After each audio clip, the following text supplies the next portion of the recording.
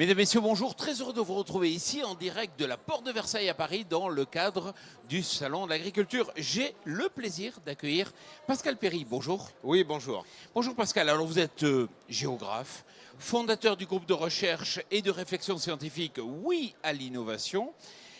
Et puis vous êtes surtout l'économiste des grandes gueules sur RMC. Et je sais qu'il n'est pas difficile de vous énerver.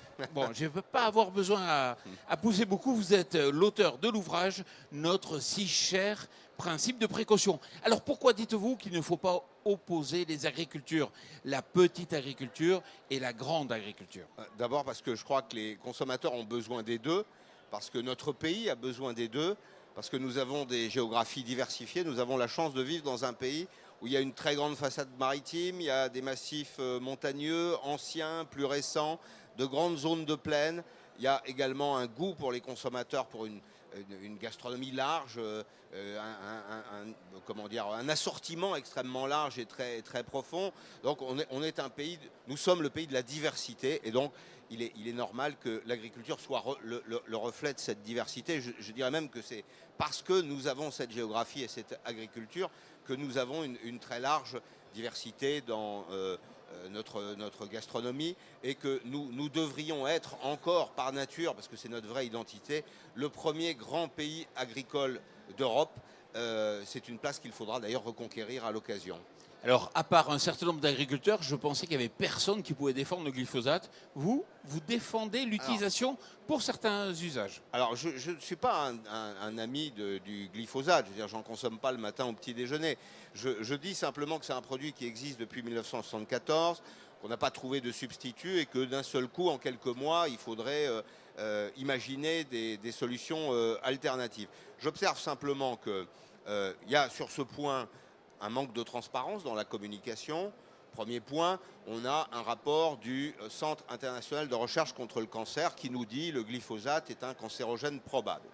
Et puis plus récemment, une étude d'un grand groupe de chercheurs du secteur public aux États-Unis avec un travail épidémiologique, une étude épidémiologique. Donc on évalue les conséquences du produit sur une cohorte de 90 000 personnes. Et là, les conclusions sont strictement inverses. On en entend assez peu parler et la doxa, si vous voulez, c'est que le glyphosate est associé au cancer. Or, plusieurs remarques à ce sujet. Premier point, les agriculteurs ont appris à l'utiliser dans des conditions qui sont des conditions de sauvegarde des intérêts de l'environnement et des consommateurs eux-mêmes. Et par ailleurs, le glyphosate n'est pas utilisé partout. Donc j'ai l'impression que c'est un peu un procès en sorcellerie. J'aimerais bien, et c'est l'objet des réflexions que nous avons, j'aimerais bien qu'on remette un peu de science dans tout ça. C'est-à-dire qu'on sorte des postures, qu'on sorte de la peur. C'est très facile de dire aux consommateurs qu'on peut nourrir le monde avec une agriculture sans pesticides. Or, les historiens le savent, l'agriculture a été inventée 4000 ans avant Jésus-Christ dans la région du Levant. Et depuis que l'agriculture est agriculture, on utilise du cuivre, on utilise du soufre, on utilise des aliments pour les plantes. Et quand elles sont malades, comme nous d'ailleurs, on utilise des médicaments pour les plantes. Sans conséquence, dans la plupart des cas, pour la santé humaine.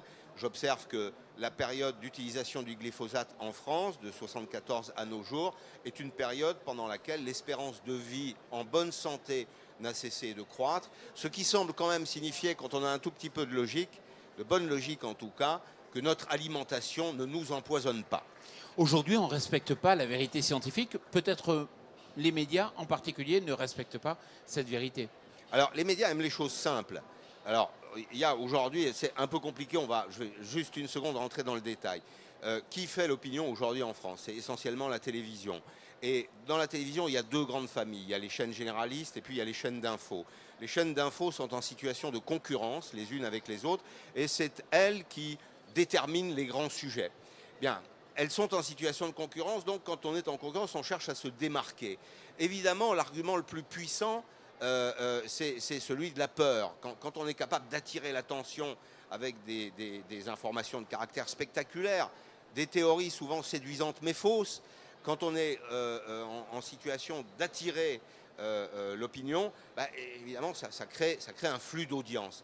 Et je crois que la vérité scientifique, si vous voulez, pour dire les choses plus simplement, elle est prise au piège de la concurrence que se livrent aujourd'hui les grands médias pour influencer l'opinion.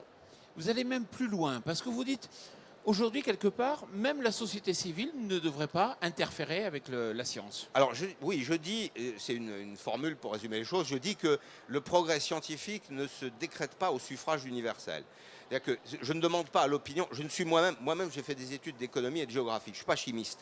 Je suis incapable de me prononcer sur la nature des molécules. En revanche, nous avons dans nos pays des instituts indépendants des industriels, souvent indépendants des organisations non gouvernementales aussi, qui sont peuplés de scientifiques érudits, à qui on a enseigné souvent science sans conscience n'est que ruine de l'âme. Donc c'est non seulement des scientifiques, mais c'est en même temps des gens qui pensent la science et qui pensent la société. Je crois qu'il faut leur faire confiance, je crois que c'est à eux de dire ce qu'il est possible de faire, ce qui est dangereux, ensuite au corps social de l'arbitrer, mais ça n'est certainement pas au corps social de se prononcer à main levée au suffrage universel pour dire si une innovation est bonne ou une innovation est mauvaise. La France, pour vous, est un petit pays. À l'échelle mondiale, il ne faut pas imaginer que c'est une grande puissance. Non, je n'ai rien inventé là. Hein. C'est la réalité. 65 millions d'habitants sur 7 milliards et demi, à peu de choses près. Et vous dites que sans l'innovation, la France ne sera rien. Je dis que compte tenu du confort social qui est le nôtre, que nous devons financer, tout ce que nous avons, la sécurité sociale, les systèmes de retraite, l'aide à l'enfance, les politiques familiales, tout ça doit être financé. Et évidemment, c'est incorporé au coût de production. C'est très bien, d'ailleurs, je considère que c'est un vrai progrès, enfin, que c'est un acquis qu'il faut conserver. Mais ça signifie, entre autres conséquences, que le coût du travail est élevé en France. Donc la vocation d'un petit pays en quantité, dans un univers très concurrentiel avec un coût du travail élevé, sa vocation c'est de produire de la valeur ajoutée. Or, comment on produit de la valeur ajoutée? On produit de la valeur ajoutée en innovant, c'est-à-dire en mettant le pied dans l'inconnu, en frottant le connu et l'inconnu, et en recherchant des innovations qui vont pouvoir produire de la valeur ajoutée. En fait, les économistes parlent de multiplicateurs de valeur. Je crois que notre pays il est confronté à ça. Il faut identifier des multiplicateurs de valeur. Il y en a dans le domaine agricole, il y en a dans le domaine spatial, on a l'industrie du médicament en France. Enfin, on a des secteurs de haute performance. Et donc, pour en revenir au principe de précaution qui était le point de départ de notre conversation, de notre échange, il ne faut pas que le principe de précaution soit un principe d'inaction. Il faut que ce soit un principe d'action parce que, à ce stade, compte tenu de la pression qui est exercée sur l'opinion par certains groupes constitués, on est passé de la précaution à la prudence, de la prudence à la passivité et de la passivité à la marche arrière. Donc tout le monde comprendra que si la France n'innove pas, eh bien, elle aura un petit rôle dans la mondialisation et nous en paierons le prix. Pascal Perry, est-ce que vous connaissez la Normandie? Je la connais et je l'aime, à l'évidence. Écoutez, bonne table, joli paysage, façade maritime, grande tradition. Un seul truc qu'on peut leur reprocher, c'est d'être au fond des descendants de Vikings. Mais malgré tout, les Normands sont précieux pour la communauté nationale. Et on a un intrus sur le plateau. Bon. Un véritable intrus qui a en plus des difficultés. Est-ce qu'il vient de loin? J'ai l'impression. De Normandie peut-être. De bas, d'accord.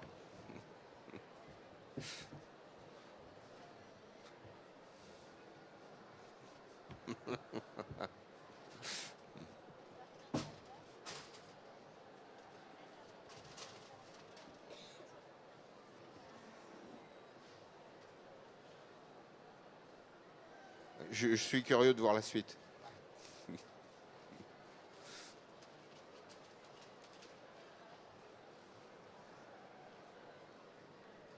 Oui?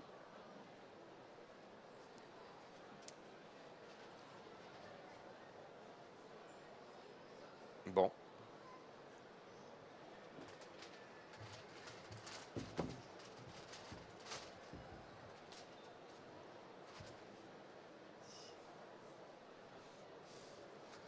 C'est très appétissant.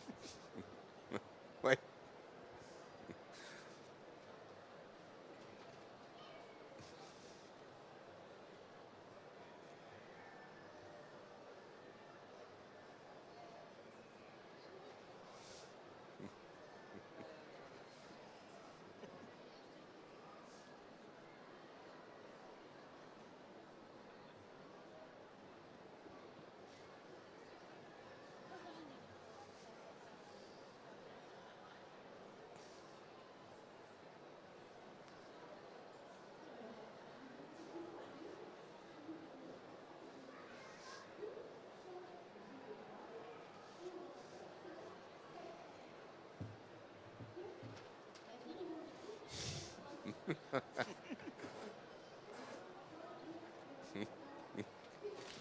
Olivier Guittel, bravo. Et il parle en plus. Olivier Guittel, bonjour. Vous êtes agriculteur et clown. C'est quoi votre vie? Oui. Donc, oui, je suis agriculteur, donc céréalier entre Mantes-la-Jolie et Évreux. Donc, toute bordure Normandie et Île-de-France, sur une exploitation céréalière. Et en fait, aujourd'hui, je suis à 75% clown et le reste, donc. Ça veut dire que ça paye mieux d'être clown que céréalier? Alors, ça dépend si la richesse est teintante et trébuchante ou humaine. Il se trouve que sur un plan de rapport humain, de relation, je suis plutôt gagnant avec le clown, puisque c'est une activité qui permet de rencontrer des gens que j'aurais jamais eu l'occasion de côtoyer en restant sur mon exploitation. Parce qu'aujourd'hui, être sur une exploitation céréalière, ça veut dire être isolé? Un peu, un peu. Je constate que globalement, c'est un peu ça qui m'a fait démarrer en fait le spectacle. C'est qu'au début, je faisais pas trop l'effort d'aller à l'extérieur, expliquer ce qu'on fait. Je pense que beaucoup d'agriculteurs ont un peu ce travers-là de ne pas communiquer sur leur activité. Et du coup, c'est d'autres gens qui le font à leur place et pas forcément avec les mots qu'ils auraient choisis eux-mêmes pour le faire. Donc, amis agriculteurs, si vous voulez qu'on parle de vous, faites-le vous-même. Et comme ça, vous serez sûr d'avoir le discours qui correspond à ce que vous avez envie de dire. Alors, Olivier, on est venu vous filmer il y a quelques années déjà. Vous étiez sur votre exploitation et le soir, vous étiez clown dans les hôpitaux, justement, avec des enfants malades. C'était vraiment une très belle initiative. Vous avez depuis monté un chapiteau. Racontez-nous un peu. Alors, en fait, il se trouve que j'ai eu en 2012 des mouvements de terre, comme ça arrive beaucoup sur les exploitations agricoles.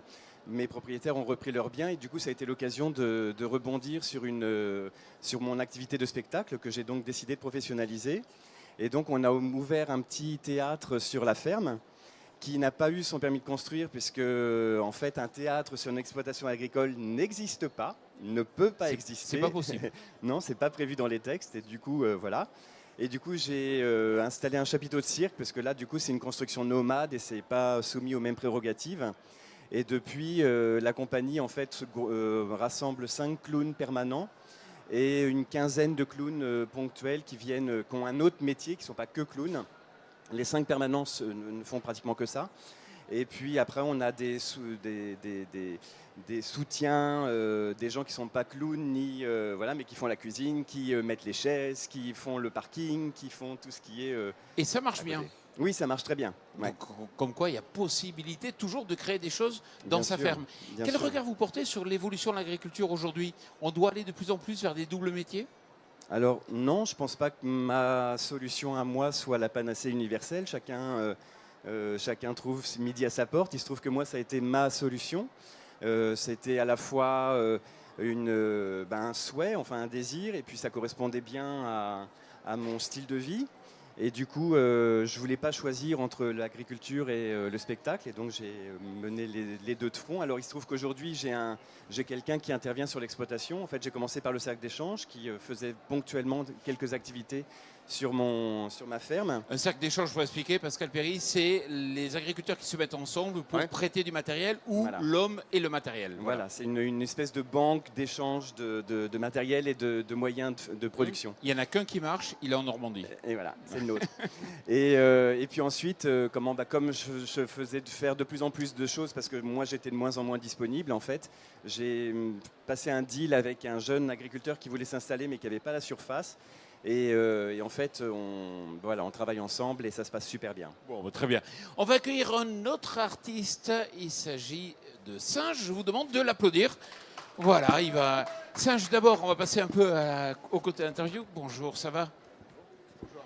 Asseyez-vous. Alors, Singe, vous faites de la soule camembert, c'est ça? C'est quoi la soule camembert? Exactement. Bonjour à On tous. reste en Normandie quelque part, hein? Merci de l'invitation. Juste avant de commencer, on n'aura pas le temps du tout de débattre, mais je tenais à marquer peut-être mon désaccord sur les opinions de monsieur avant de commencer, mais on n'est pas là, on n'est pas là pour ça. Mais alors dites pourquoi? On n'est pas vraiment là pour ça, mais je trouve que le progrès scientifique, c'est pas parce qu'on peut faire les choses qu'on doit les faire, et je pense que au contraire, la société civile a un poids à apporter sur ce que fait la science et la recherche. Elle a probablement à l'arbitrer, mais la société civile n'est pas scientifique. Ça, c'est une évidence. La science aux scientifiques. Et chacun à sa place, les vaches seront bien gardées.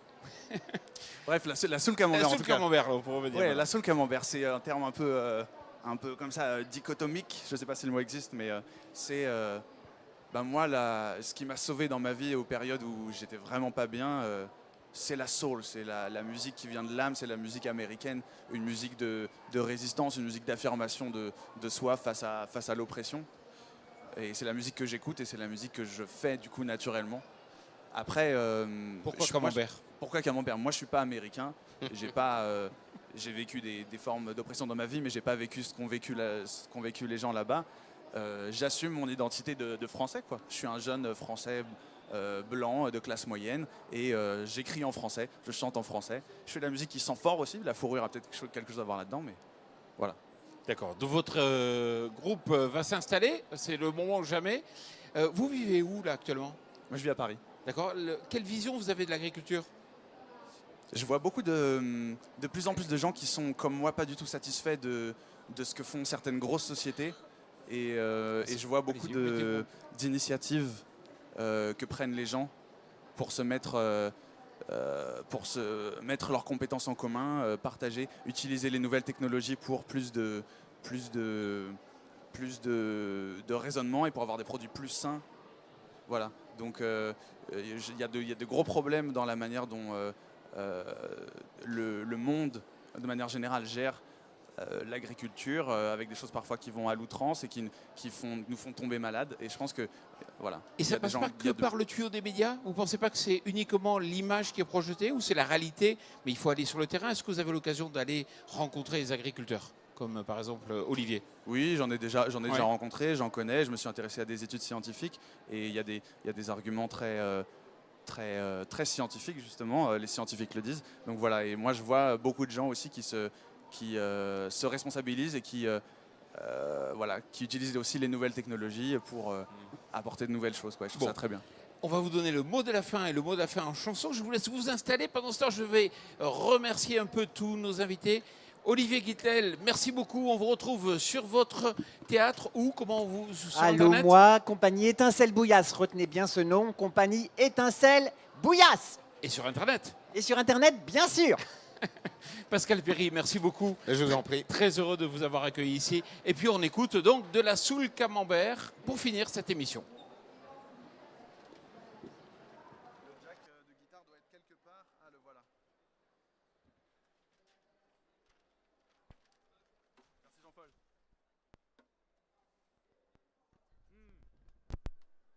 Si vous êtes prêts? Sont prêts? All right.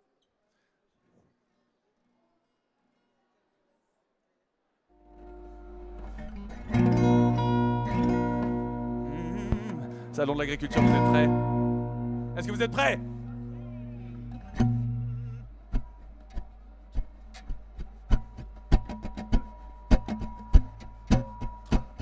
Un shot de gin et de tequila et puis la dose de MDMA. Ce soir tu bouges tes fesses. Ah, bouge tes fesses. Tous tes problèmes disparaissent dès que tu bouges tes fesses. Que je sois la star ou la première partie, même au fond d'un party, c'est moi je leur dis, bouge tes fesses. Ah, bouge tes fesses. Tous tes problèmes disparaissent dès que tu bouges tes fesses.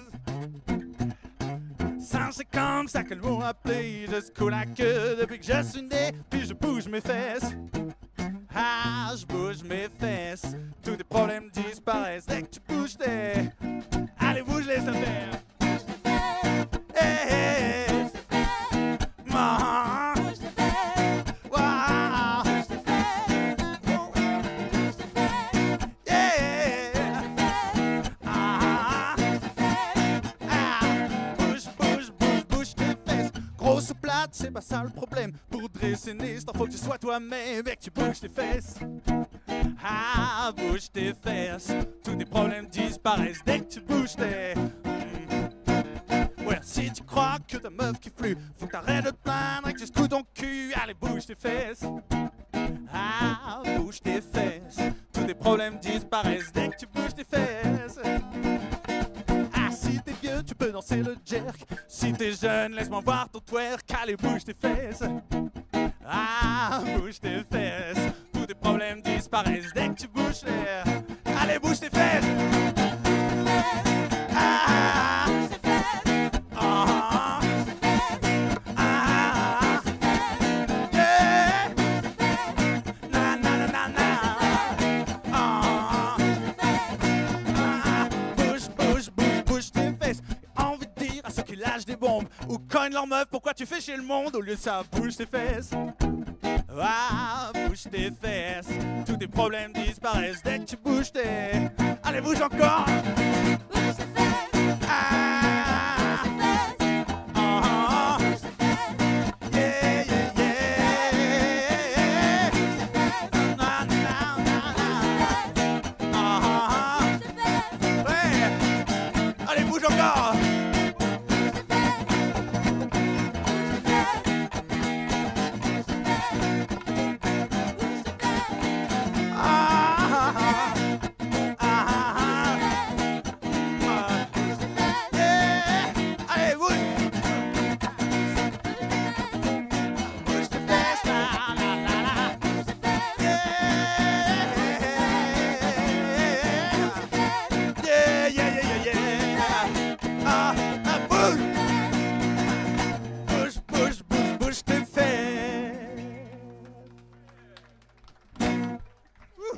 Merci.